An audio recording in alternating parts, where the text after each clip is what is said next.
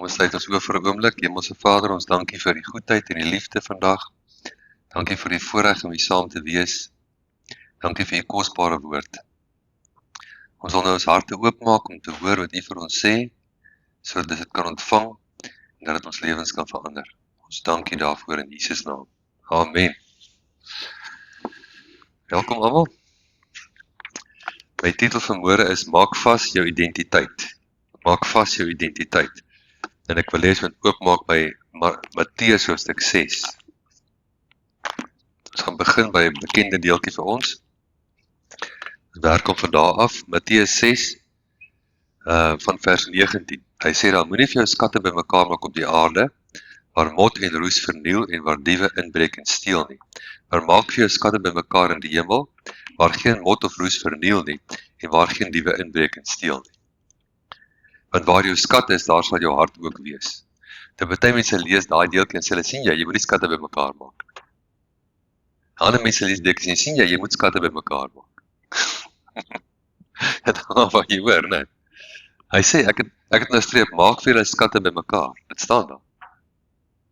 Maar hy praat van 'n ander dimensie. Jy sien, jy moet op 'n ander dimensie. Dis dom om op 'n dimensie waar jy verloor jou skatte te sit. Jy moet jou skatte sit op 'n dimensie wie jy dit nie kan verloor nie. Maar sy opdrag as hy sê vir ons, maak vir julle skatte bymekaar. Amen. En daar staan ook nergens geskryf as jy dit in die hemel bymekaar maak, jy kan dit nie op die aarde gebruik nie. Dit het ons ingeskryf met ons potloodjie daar. Vat jou uit veertjie en veer dit weer uit. Dit staan nie daar nie. Jy moet juist dit bymekaar maak op 'n dimensie waar dit nie gesteel kan word nie, maar waar jy dit kan gebruik wanneer jy dit nodig het. Dit is 'n ander dimensie. Dis die dimensie, dis 'n verskywing in dimensie, né? Nou, vers 22, die lamp van die liggaam is die oog. As jou oog dan reg is, sal jou hele liggaam verlig wees. Maar as jou oog verkeerd is, sal jou hele liggaam donker wees. As die lig in jou donkerheid is, hoe groot is die donkerheid nie? So, waarna ek kyk, op wat ek fokus, dit wat ek voor my oë hou, gaan bepaal hoeveel lig ek het, of hoeveel gebrek aan lig ek het. Nee. As ek sukkel om, wat is lig? Lig is om die vermoë te hê, om altyd die regte besluit te neem. As ek lig het, as ek nou hierdie plek pikdonker maak, en daar is nie 'n skieseltjie lig nie, en jy moet nou stap, wat gaan gebeur? Ons gaan net hoor 'n vlieg in die stoele, né? Want jy gaan val, want jy kan nie sien nie. Maar as jy kan sien, dan kan jy om die obstakels gaan. Nou, dit is wat gebeur, wat die Here vir ons sê, as ons in ons lewe leef, en ons het lig, dan is dit maklik om goeie besluite te neem. Dit is maklik om die obstakels te kom, wat die vyand vir ons probeer sit. En wat bepaal hoeveel lig ek het, is waar ek my oog op fokus. Okay. Maar as jou oog verkeerd is, sal jou hele liggaam donker wees. As die lig in jou donkerheid is, so groot is die donkerheid. As jy jou oog bepaal, dit waarop jy fokus, bepaal hoeveel lig jy het, of gebrek aan lig. Vers 24. Niemand kan twee here dien nie, want of hy sal die een haat, en die ander lief hê, of hy sal die een aanhang, en die ander verag. Julle kan nie God en Mammon dien nie. Daarom sê ek vir julle, omdat jy nie God en Mammon kan dien nie, sê ek nou vir jou, moenie jou kwel oor jou lewe. So hoe dien ons Mammon? Deur te kwel. Mammon het niks te doen hoeveel geld jy het nie. Mammon het te doen met hoeveel kwelling jy het. Wat jy sal eet, wat jy sal drink, of jou liggaam wat jy sal aantrek nie, is die lewe nie meer as die voedsel, en die liggaam as die klere nie. Kyk na die voëls van die hemel, hulle saai nie, hulle oes nie, hulle maai nie, hulle bring nie by mekaar in skure nie, tog voed julle hemelse Vader hulle, is julle nie baie meer werd as hulle nie. So die intree in daai versie is, kyk na. Hy het ons gesê, waarna jy kyk, bepaal hoeveel lig jy het. Okay? Nou geef jy iets om na te kyk. Wat moet jy na kyk? Is julle nie baie meer werd nie? So, dis heeltemal anders as godsdienst. Godsdienst sê vir jy moet kyk hoe min jy werd is. Jesus sê vir jy moet kyk hoe baie jy werd is. So, dit is deel van jou identiteit. Dit waarna ek kyk. As ek kyk na wat Jesus my gemaak het om te wees, nadat ek hom aangeneem het, dan sien ek iemand wat baie werd is. Is jy met my? Nou, vers 25, daarom sê ek vir julle, moenie julle kwel oor julle lewe nie. Die Amplified sê hom baie mooi, hy sê, therefore, I tell you, stop being perpetually uneasy, anxious and worried about your life. Dis 'n versie wat mens moet gaan mediteer daai. Dis 'n versie wat jy moet werd is om te mediteer. Jesus gee vir jou 'n riglyn hoe om te lewe. En Jesus sê vir jou, een van die grootste foute wat jy kan maak op die aarde, is om uneasy te leef.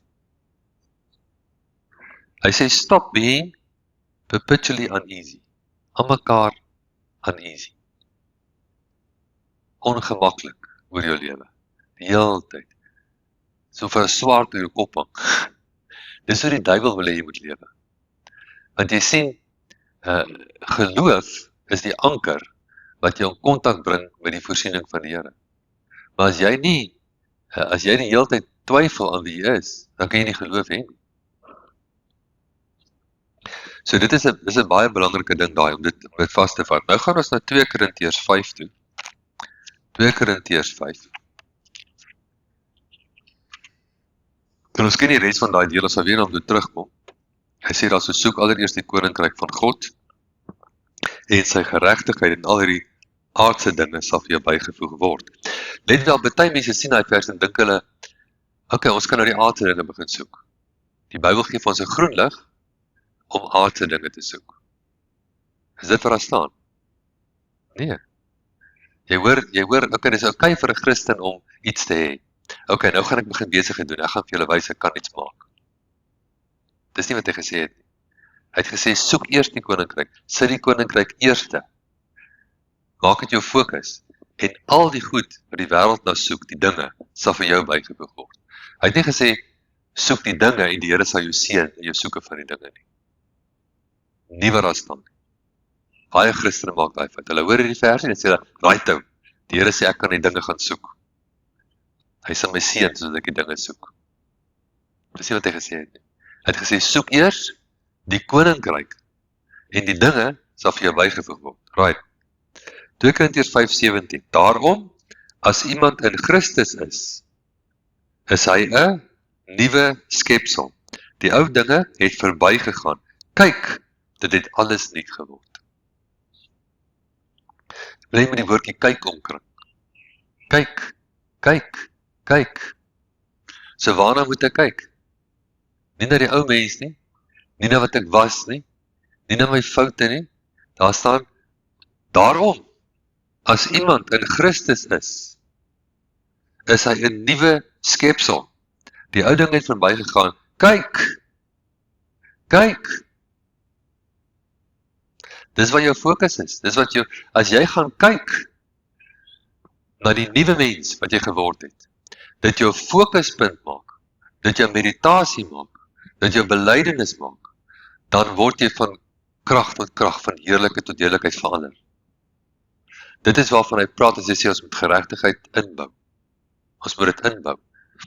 Nou vers 21 ken ons almal, want hy het hom wat geen sonde geken het nie, sonde vir ons gemaak, sodat ons kan word die geregtigheid van God in hom. God het hom wat geen sonde geken het, sonde vir jou gemaak, sodat jy kan wees die geregtigheid van God in hom. Is jy 'n sondaar, dan moet jy wedergebore word. Amen. Al ding wat 'n sondaar kan doen is word wedergebore. Hoe word jy wedergebore? Jy neem Jesus aan. As jy Jesus aangeneem is jy dan nog 'n sondaar? Nee, jy's 'n nuwe skepsel. Die ou dinge het verbygegaan. Kyk, alles het nuut geword. Maar nou kom die vyand en hy herinner jou. Ja, jy's nie so volmaak nie. Jy weet, jy het 'n foutjie hier, jy het 'n foutjie daar. Nou, dis tyd om op die woord te gaan staan. Dis tyd om jou geloof te gebruik. Ons geloof werk nie deur aanskouing nie. Hy sê dit hierso in vers 7, ons is 2 Korintiërs 5. Vers 7 sê, want dis wandel deur geloof en nie deur aanskouing nie. Jy kan dit ook so, nie deur wat jy sien nie. Okay? Ons wandel, ons lewe deur geloof, nie deur wat ons sien. Wat hy bedoel daarmee met ons fisiese oë nie. Ons sien wel iets, maar ons sien met ons hart. Ons sien met ons gees. Hy sê daar, as ons nog 'n bietjie vorentoe gaan, selfde bladsytjie op jou Bybel, 2 Korintiërs 4, vers 17, want ons ligte verdrukking is wat vir 'n oomblik is, bewerk vir ons 'n alles oortreffende ewige gewig van heerlikheid, omdat ons nie let op die sigbare dinge nie. Jy kan ook so sê, omdat ons nie kyk na wat ons oë kan sien nie, maar ons kyk na die onsigbare. Ons kyk na dit wat ons oë nie kan sien. Die aardse mens, die natuurlike mens, word beheer deur sy 5 sintuie. 'n Dier word beheer deur sy 5 sintuie. Diere is slim. Hulle kan amazing goeders doen, maar hulle het nie 'n gees soos jy nie. Hulle kan nie met God, hulle is nie die Godsklas en die Godsoort nie, jy sien. Die dier is onderworpe aan my. As ek vir my hondjie sê, sit, dan sit hy. Jy weet my. Ek moet gesag neem oor die natuur om my. Want die sigbare dinge is tydelik, maar die onsigbare ewig. Dit is van een realm na die ander realm. Jesus het geleef vanuit die onsigbare realm en die krag van God gekontak en het hiernatoe gebring. Want ek 'n kind van die Here word, dan moet ek dieselfde begin doen. Ek moet begin leef vanuit 'n onsigbare realm waar ek die krag van God kontak en hiernatoe bring. Ek moet dit wat hier gebeur oorheers. Ek moet nie dit wat hier gebeur my oorheers nie. OK? Dis wat die koninkryk is, dis hoe die koninkryk werk. Nou, ons is nou in 2 Korintiërs, hoofstuk 6, vers 11. Ons mond het teenoor julle oopgegaan, Korintiërs, ons hart het verruim geword. Nie in ons het julle dit te nou nie, maar in julle binneste het julle dit te nou.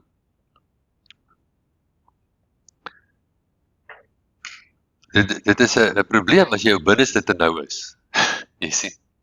As jou binneste te nou, hoekom sal jou binneste te nou wees? Want jy het nog nie 'n geregtigheidsbewustheid aangekweek nie. Dit is een ding om dit te weet, is 'n ander ding om dit aan te kweek. Om dit aan te kweek beteken elke môre tel ek my geregtigheid op en ek vat dit saam met my waar ek ook al gaan. Ek weet, ek is nie meer 'n sondaar nie. Ek is nie meer die ou mens nie. Dit is agter my. Ek is nou 'n nuwe mens. Paulus sê daar's een ding wat hy gesnap het. Filippense sê hy het een ding gesnap. En ons moet dit ook snap. Hy het die dinge wat agter hom gelos. En hy het hom uitgestrek na wat voor hom is. Nou dis wat ons moet doen. As ons 'n sukses wil maak van ons geestelike lewe, moet jy bonatuurlik kan vergeet. Paulus moes vergeet. Hy moes vergeet dat hy Christene vervolg het. Hy moes vergeet dat hy hulle doodmaak het. Die eerste Christen wat doodgemaak is Stefanus. En wie was in beheer van sy steniging? Paulus. Hy moes dit vergeet. En hy het bonatuurlik, as ons kyk na 2 Korintiërs 7, vers 2, sê Paulus die volgende woord. Hy sê, maak vir ons ruimte in julle harte. Ons het niemand onreg aan gedoen nie. Ons het niemand benadeel nie.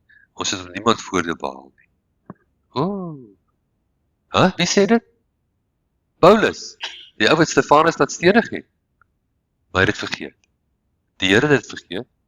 As die Here dit vergeet, wie is jy met te onthou? Dit is wat vergifnis beteken. Vergifnis moet ontvang word deur geloof. Die nuwe skepsel word ontvang deur geloof. My identiteit word ontvang deur geloof. Ek kan nie kyk na myself en my foute nie. Ek moet kyk na die woord en wat die woord vir my sê. Dis baie belangrik, want die vyand word genoem in Openbaring, word hy genoem die aanklaer. Hy kla die hele tyd jou aan. Maar die bloed van Jesus is genoeg.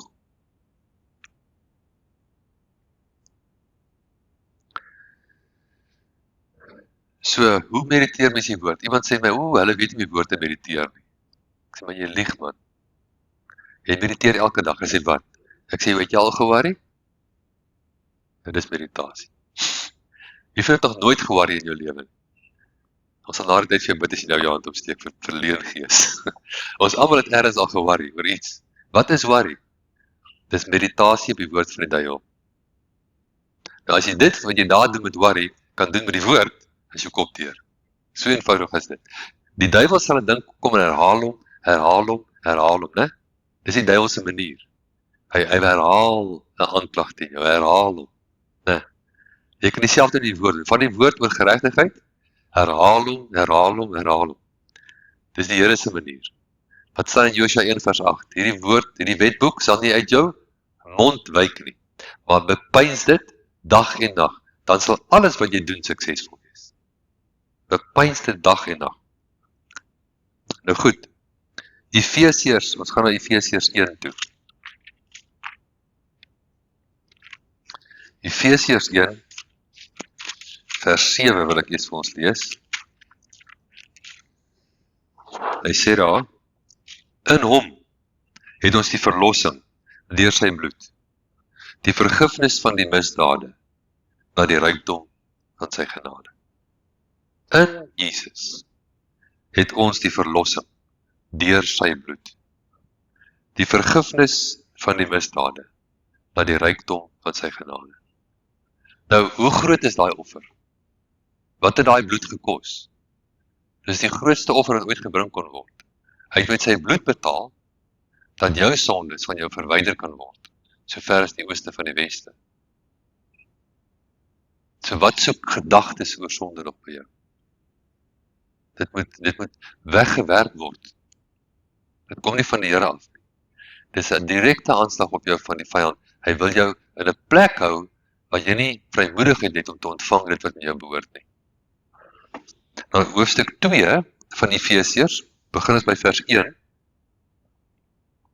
En julle het hy lewend gemaak, wat dood was, deur die misdade en die sondes, waarin julle tevore gewandel het, volgens die loop van hierdie wêreld, volgens die owerste van die mag van die lig, die gees wat nou in die kinders van ongehoorsaamheid werk, onder wie ons almal ook vroeër gewandel het, in die begeerlikhede van ons vlees, toe ons die wil van die vlees en van die sintuie gedoen het.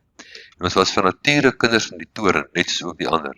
Maar God, wat ryk is in barmhartigheid, het ons deur sy groote liefde, waarmee ons lief gehad het, ook toe ons dood was, deur die misdade, lewend gemaak, saam met Christus. Uit guns is julle gered. So jy was dood, en hy het jou lewendig gemaak. Halleluja, dis iets om te mediteer oor. Ek is nie meer geestelik dood nie, ek is geestelik lewendig. En deel van my geestelike lewe is my geregtigheid. Ek is die geregtigheid van God. Nou sê hy, uit guns is julle gered, en saam opgewek, en saam laat sit in die hemele, in Christus Jesus. Dis my posisie vandag.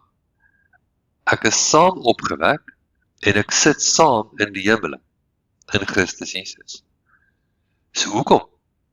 Sodat, as daar sodat is, moet daar 'n hoekom voor daar wees, né? Hy sê, hoekom het hy ons opgewek? Hoekom het ons laat sit, in daai posisie van gesag? Sodat hy in die eeuwe wat kom kan betoon die uitnemende rykdom van sy guns en goedheid oor ons in Christus Jesus. Hy wil sy goedheid aan jou wys. En jy gaan nie sy goedheid ervaar in jou finansies, of in jou huwelik, of in jou liggaam, of in enige terrein van jou lewe, as jy nie gaan sit waar jy moet sit. Jy moet weet waar jy is en wie jy is. Want die vyand gaan kom steel. Hy is die dief, hy wil kom steel, hy wil jou gesondheid steel, hy wil jou vrede steel, hy wil jou finansies steel, hy wil alles van jou steel. Maar as ek weet wie ek is, en ek weet hy is onder my, dan kan ek hom aanvat. En hy moet altyd eers in jou gedagtes begin. Hy begin altyd by jou gedagtes eers. Dis hoekom 2 Korintiërs 10 soos met elke gedagte gevange neem tot gehoorsaamheid aan Christus. Ek moet my gedagtes in lyn bring en in lyn hou met die woord. Want uit guns is julle gered deur die geloof. Dis nie uit julleself nie, dis 'n geskenk van God. Dis 'n geskenk, is 'n amazing geskenk. Nie uit werke nie, sodat niemand mag roem nie. Want ons is sy maaksel, geskape in Christus Jesus tot goeie werke, wat God voorberei sodat ons daarin kan wandel. Die Weymouth sê daar, it is God's gift and is not on the ground of merit, so that it may be impossible for anyone to boast. Goed, so ons het hierdie fondasie gelê. Nou gaan ons na Markus 4 toe. Ons gaan Markus gaan kyk, terug na Jesus, wat direk vir ons lering gee. Begin eers met Markus 4, vers 13. En hy sê vir hulle, begryp julle nie hierdie gelykenis nie. En hoe sal julle al die gelykenisse verstaan? Hy het nou net die gelykenis vertel van die saaier. Saaier wat uitgegaan te saai, party van die saad het op harde grond, ander het op goeie grond geval, né? Nou vers 14 gee hy die sleutel. Hy sê die saaier saai die woord. So as ek wil vrykom in my lewe, as ek wil vry wees, kan ek net vry wees as ek die woord 'n deel van my lewe maak.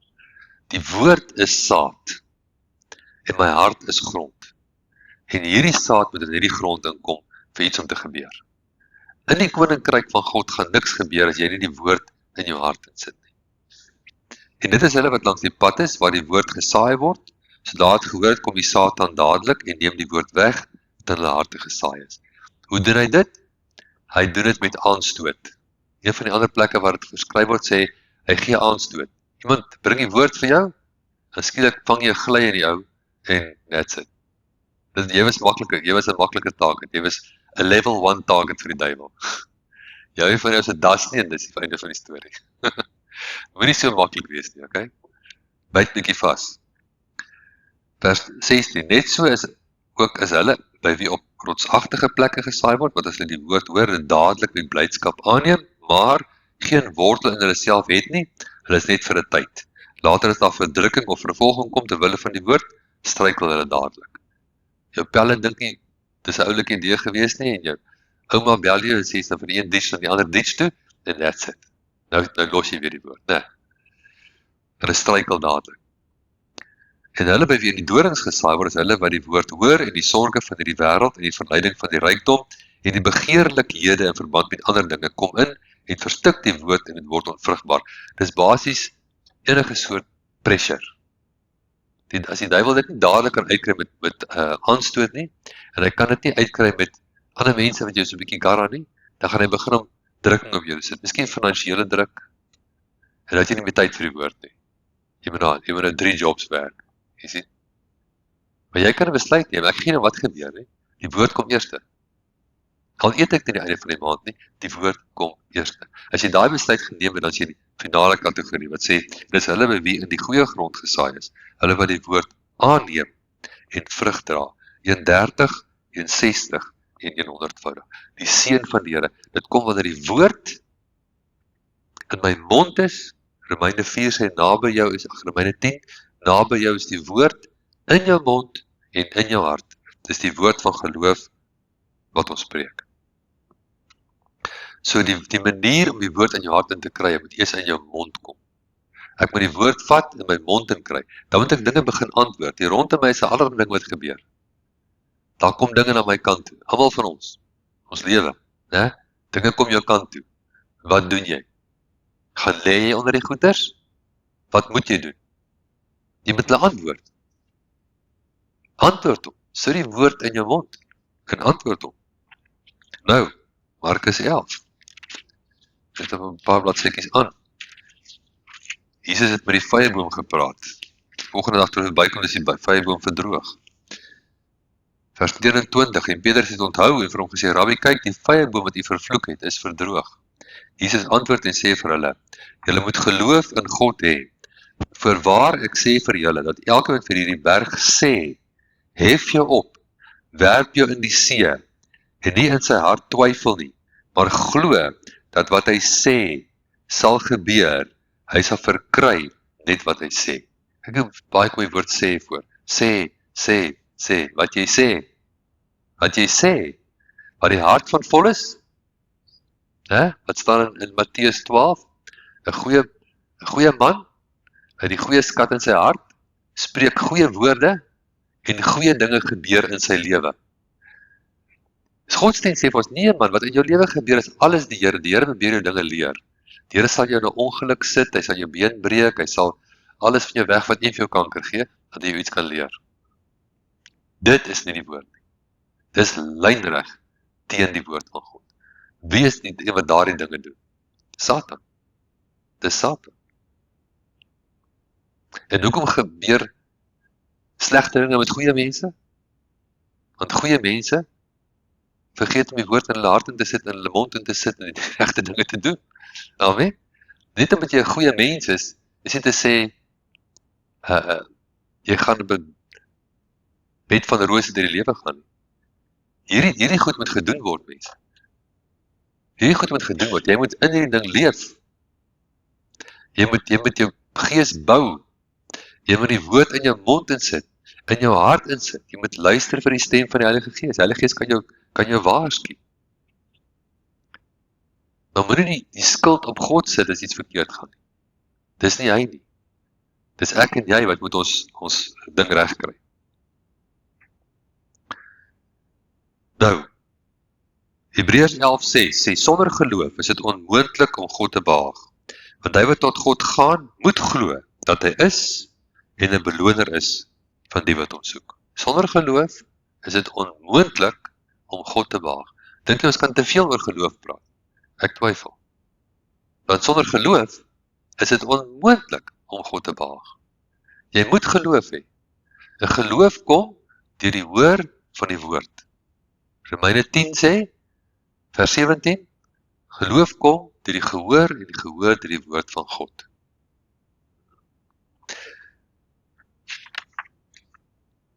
Nou,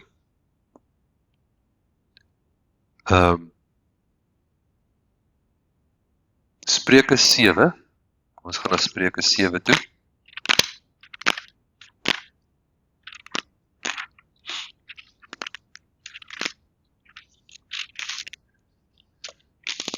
Vers 1 tot 3. My seun, onderhou my woorde en bewaar my gebooie by jou. Onderhou my gebooie, dan sal jy lewe. En my onderwysing soos jou oogappel. Bind hulle aan jou vingers. Skryf hulle op die tafel van jou hart. Nou daar het 'n opdrag gekry. Wat is die opdrag? Hy sê skryf hulle op die tafel van jou hart. Nou hoe doen jy dit? Psalm 45 sê vir ons hoe. Gaan na Psalm 45 toe.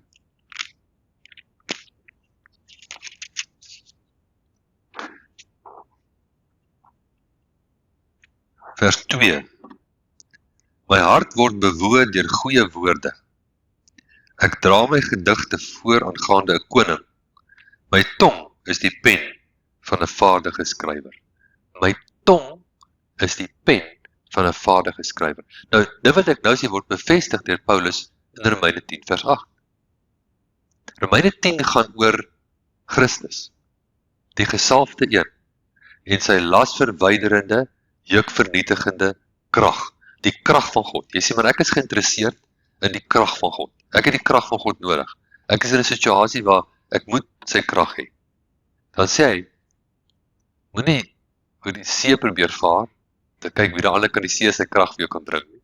Moet ook nie dit afblyf van bo af nie. Hy sê, hoe kry jy die krag van God in jou lewe? Hy sê, baie maklik. Naby jou is die woord. As jy nie die woord ontdek nie, het jy nog niks ontdek. Naby jou is die woord, in jou mond en in jou hart. Dit is die woord van geloof wat ek, Paulus, preek. En sonder geloof is dit onmoontlik om God te behaag. As jy nie die woord in jou mond sit en in jou hart sit nie, is dit onmoontlik om God te behaag. Okay. Dis hoe jy gemaak is. Dis hoe God die aarde geskep het met sy woorde.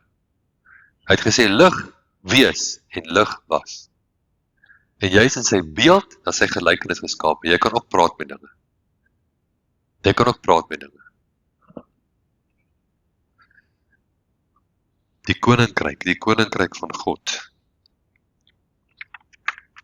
Die mens, in Matteus 4:4, Jesus gesê, die mens sal nie leef van brood alleen nie, maar van elke woord uit die mond van God. Jy sal nie leef in die geestelike realm, as jy nie die woord in jou mond en in jou hart kan sit nie. Om die woord te ontdek, is om geloof te ontdek. Spreuke 4, my seun, bewaar my woord, bewaar jou hart. Hy sê my woord, kom ons kyk na Spreuke, ekskuus nog na Spreuke 4. Vers 20, my seun, luister aan wat ek sê, neig jou oor tot my woorde. Laat hulle nie wyk uit jou oë nie, bewaar hulle binne in jou hart, want hulle is die lewe vir die wat hulle vind, en 'n genesing, die Hebreëse medisyne, vir hulle hele liggaam. Bewaar, luister aan wat ek sê, neig jou oor tot my woorde, laat hulle nie wyk uit jou oë nie, bewaar hulle binne in jou hart, hulle is die lewe. Dis belangrik om daagliks die woord aan te gryp en toe te pas. En jy moet begin by die woord van geregtigheid. Dis die begin. Jy moet elke dag verklaar, ek is die geregtigheid van God in hom. God het hom, wat geen sonde geken het nie, sonde vir my gemaak, dat ek kan word die geregtigheid van God in hom. Ek verklaar nou, ek is die geregtigheid van God.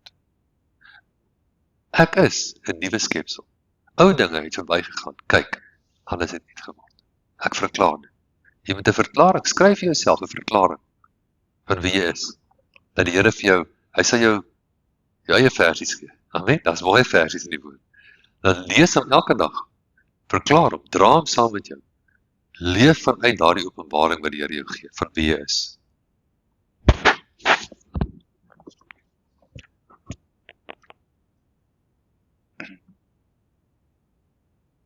Kom ons kyk na, ek wil Jesaja 54 vir ons lees, maar ek wil hom uit die Amplified, spesiaal die Amplified saamgebring. Jesaja 54, wil ek lees vanaf vers 9. For this is like the days of Noah to me, as I swore that the waters of Noah should no more go over the earth. So have I sworn that I will not be angry with you or rebuke you. For though the mountains should depart and the hills be shaken or removed, yet my love and kindness shall not depart from you, nor shall my covenant of peace and completeness be removed, says the Lord who has compassion on you. O you afflicted, storm-tossed and not comforted, behold, I will set your stones in fair colors, in antimony to enhance their brilliance, and lay your foundations with sapphires. And I will make your windows and pinnacles of sparkling agates, or rubies, your gates of shining carbuncles, and all your walls of your enclosures of precious stones. And all your spiritual children shall be disciples, taught by the Lord, and obedient to his will. And great shall be the peace and undisturbed composure of your children. Sien, daai is net van toepassing as jy jouself laat leer. As jy jouself onder die lering van die woord sit, en jy ontvang dit, die lering oor geregtigheid, sal dit vrede in jou werk. Groot vrede. You shall establish yourself in righteousness. Rightness. Conformity with God's will and order. You shall be far from even the thought of oppression or destruction, for you shall not fear, and from terror, for it shall not come near you.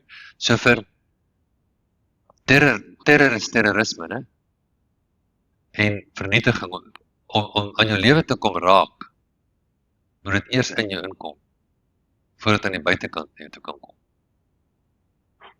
En as jy jouself vasvat en vasmaak in geregtigheid. Nou, ek kan vir jou preek oor geregtigheid, maar ek kan dit nie in jou vasmaak nie. Jy moet dit in jouself vasmaak. Hy sê, you shall establish yourself in righteousness.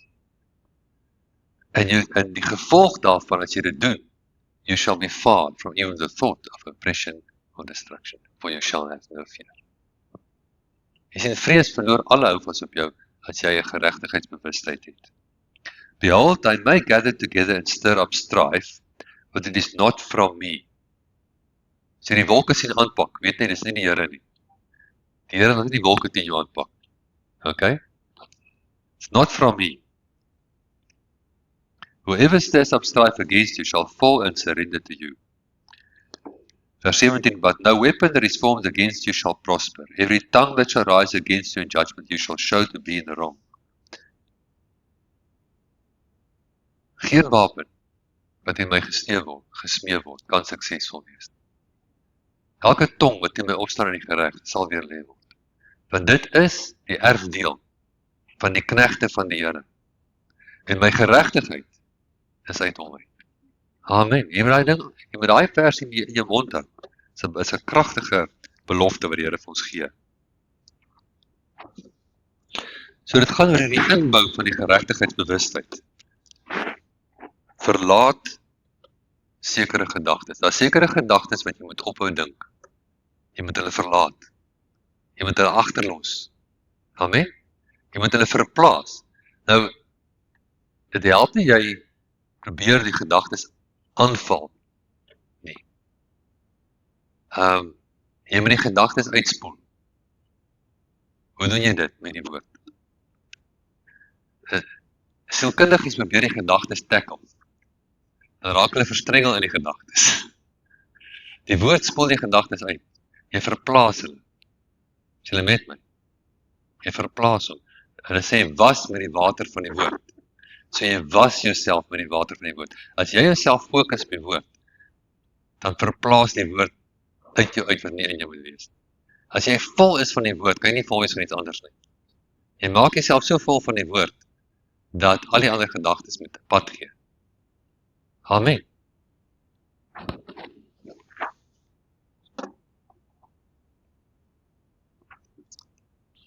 Ek kyk eens op Psalm.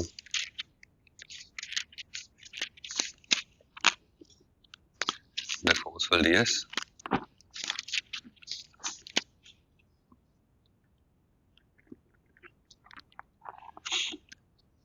Kyk hier Psalm 128. Psalm 128 is 'n belofte vir die huisgesin. En kyk 'n bietjie hoe pragtig is hierdie 'n bedevaartsseën in die huisgesin, 'n bedevaarslied. Welgeluksalig is elkeen wat die Here vrees, wat in sy weë wandel. Die opbrengs van jou hande sal jy sekerlik eet. Gelukkig is jy en dit gaan goed met jou. So jy kan hierdie omdraai, jy kan 'n belydenis maak wat jy op jouself in toepassing maak, né? Jou vrou is soos 'n vrugbare wingerdstok binne in jou huis. Jou kinders soos olyfboompies rondom jou tafel.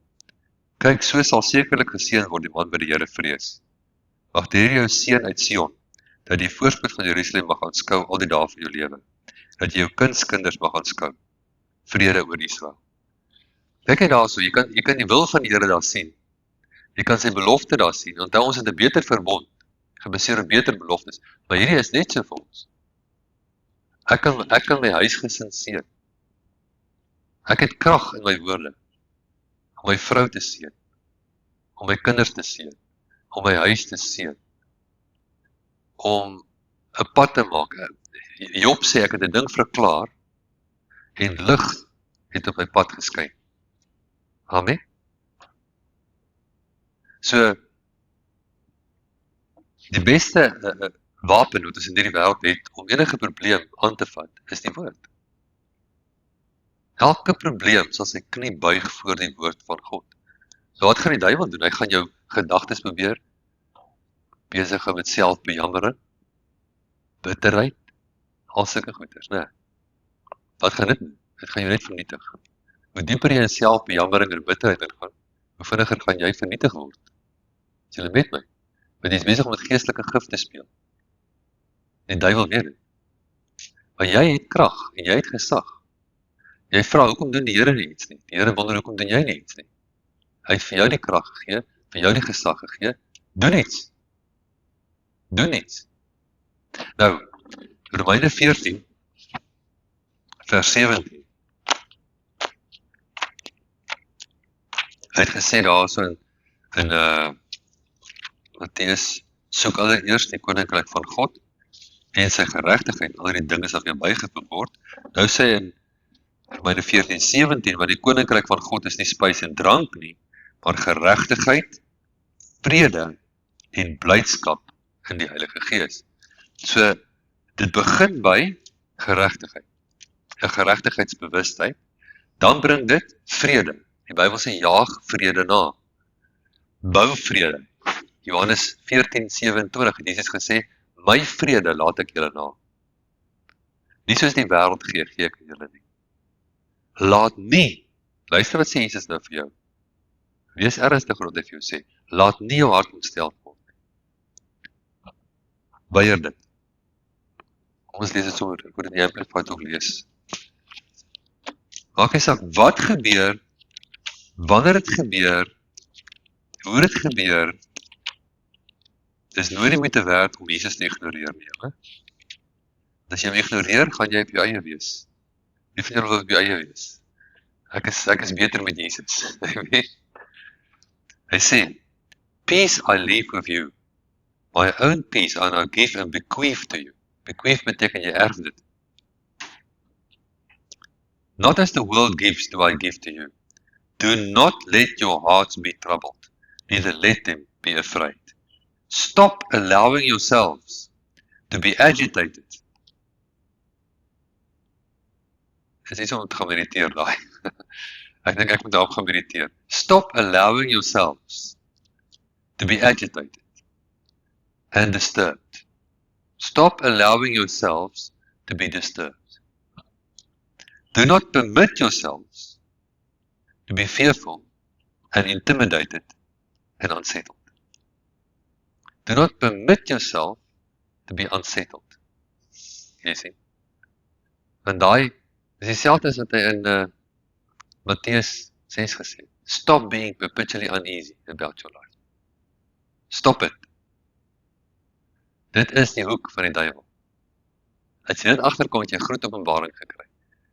As ek in vrede en vreugde kan bly, raak ek glibberig. Ek raak 'n glibberige varkie. Die duiwel kan my nie vang nie. Ek glip deur sy vingers. Amen. Hy kan niks aan my doen nie.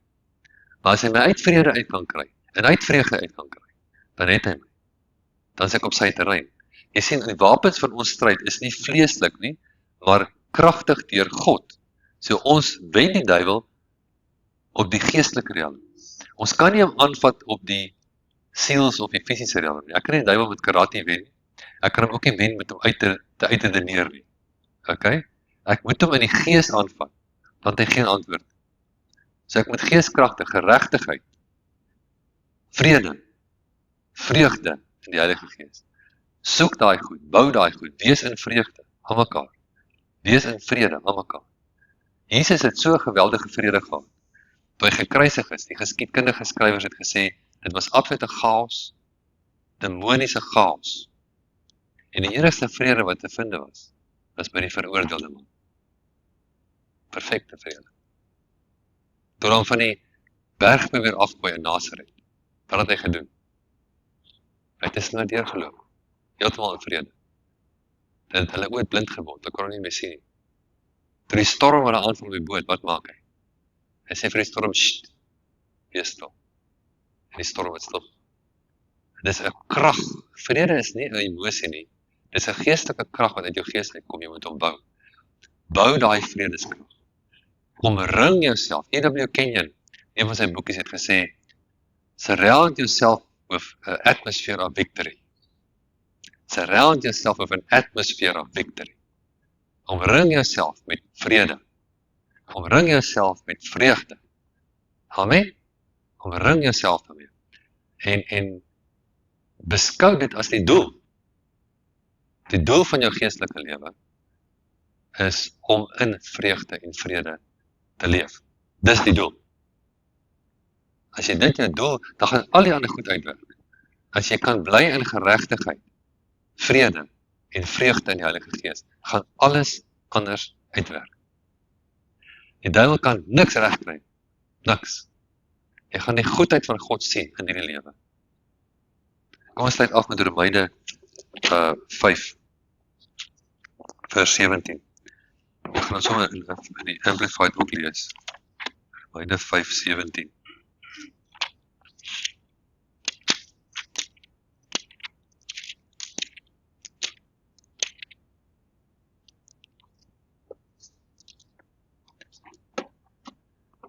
For if because of one man's trespass, lapse or offense, dis nou Adam, death reigned through that one, much more surely will those who receive God's overflowing grace, unmerited favor, and the free gift of righteousness putting them in right standing with God, reign as kings in life through the one man, Jesus Christ, the anointed one. Hy heers soos 'n koning in hierdie lewe, deur een mens, Jesus, die gesalfde een. As jy wat doen? Ontvang die free gift of righteousness. Ek is die geregtigheid van God en oorvloed van guns. Ek het guns by die Here. Ek is sy begunstigde. Oral waar ek gaan, het ek guns. Halleluja. Identiteit beteken, dit is hoe jy jouself sien elke dag. Dit is nie goed genoeg om net so 'n bietjie, en identiteit is iets waar mense moet werk, mense. Jy moet dit inbou. Jy moet begin loop soos iemand wat die geregtigheid van God is. Jy moet begin praat soos iemand wat die geregtigheid van God is. Jy moet begin dink soos iemand wat die geregtigheid van God is. Jy moet dit inbou. Dr. Lester Sumrall, een van die bekende ou strydosse van die geloof, hy het so 'n geregtigheidsbewustheid gehad. As hy in 'n nasie aankom, waar hulle die evangelie gaan bring, en hy klim af van die vliegtuig, maar staan hy eers elke keer, dat dit gedoen, staan hy en sê hy, Satan, ek is hier, en ek kom neem oor. Dis nie ou wat bang is nie. Hy sê vir hom, ek is hier. Christus sê, moet nie vir hom sê, hy is hier nie. Moet nie sê nie, net kom die Satan agter jy is hier. Hy roep hom soms, hy sê, Satan, ek is hier, en ek neem oor. Ek is die geregtigheid van God in hom. Amen. Dit is die attitude wat ons moet hê. Nie 'n bang agteraf attitude nie. Ons gaan vir die nou. Die Here het ons gemaak om meer as oorwinnaars te wees. Groter is hy wat in my is, as hy wat in die wêreld is. Amen. Halleluja. Hemelse Vader, ons dankie vir die goedheid en die liefde, vir die wonderlike woord wat U vir ons gee. Ek bid dat die woord ingebou sal word in ons, dat ons elkeen stralend sal wees van U teenwoordigheid, van U geregtigheid, van U liefde, van U vreugde, van U vrede, dat dit kragte sal wees wat ons uitbou in ons lewens. Dat dit 'n vloei sal wees, dat ons altyd in die vloei van geregtigheid sal leef, in die vloei van vrede sal leef, en in die vloei van vreugde sal leef. En Vader, as ons 'n ander vloei toelaat, dan vra ons, Heilige Gees, waarsku ons, help ons, sê vir ons, sodat ons daardie verkeerde vloei dadelik kan stop, dat ons in die vloei kan bly van oorwinning. Ons dank U daarvoor, in Jesus naam. Amen. Halleluja.